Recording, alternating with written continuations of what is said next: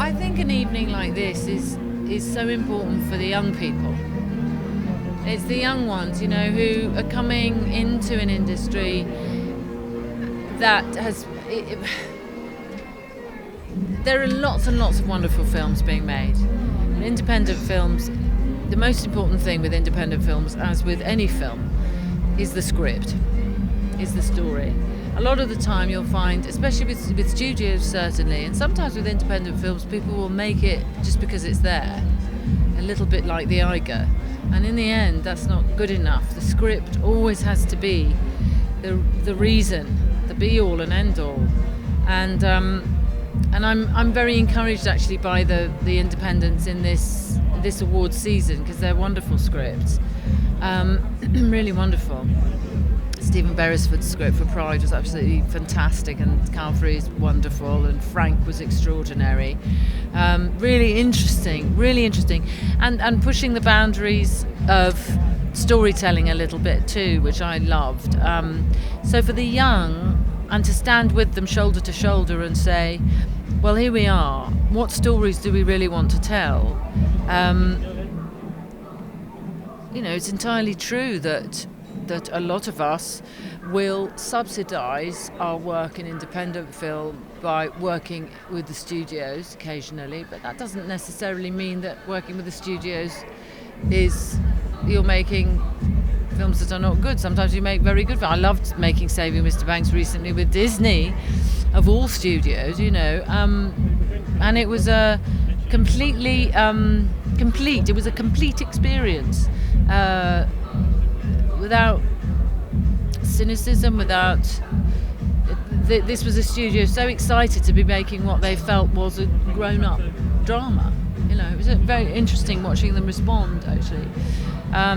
So studios don't necessarily have to make industrialized movies. Independent filmmaking is really hard. All filmmaking is tough. It has to be said. And if you were going to talk to Donna Langley or somebody who was running a studio, he or she would say, you try producing 10 movies a year that are going to make the money back that's going to run this studio. In the same way as working title. Film is not there's nothing to be said about it. It's a very difficult medium to get right. So,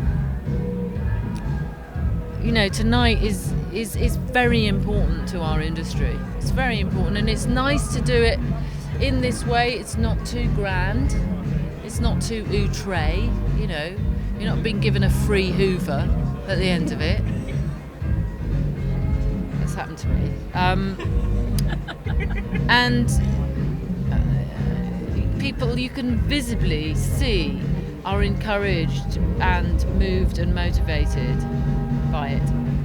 Emma, you talked a little bit about your experiences through your career in your speech tonight. I wondered what have been the on-screen and off-screen highlights of your career, and if you'd put that sizzle reel together of your on-screen highlights, what would it have consisted of?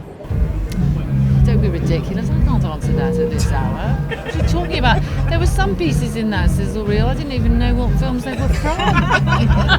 I'm old, don't you understand? I'm 55, I'm not young anymore, I can't bloody remember most of it. I don't know. I can tell you that I have loved working with certain people. Have moved me, the people I've been lucky enough to work with more than once. I've made 2 films with James Ivory, which I was very lucky to do. Working with Jim Sheridan, working with Tony Hopkins, and of course working more than anyone with Mike Nichols, who died recently, and those are the high points. Don't forget, my father died when he was 52. I'm lucky to be alive. I really do feel lucky to be alive. So my bottom line is, I get up and think, oh, I'm alive, that's the best thing ever. So everything else after that is like icing. This is not to say that I don't get grumpy from time to time, but do you know what I mean? That's it. So to work we're so lucky to be working at what we do. And actually it's very funny because Bill, his first thing was, let's look back at her career. And the first clip they showed was in a film that hasn't come out yet, which was with Robert Carlyle. It's called The Long Midnight of Barney Thompson. and I'm playing a 70-year-old.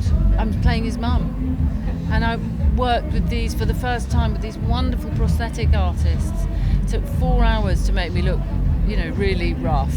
I mean, I helped as much as I could, obviously, and it was extraordinary. It was an incredible experience, and it was a new experience.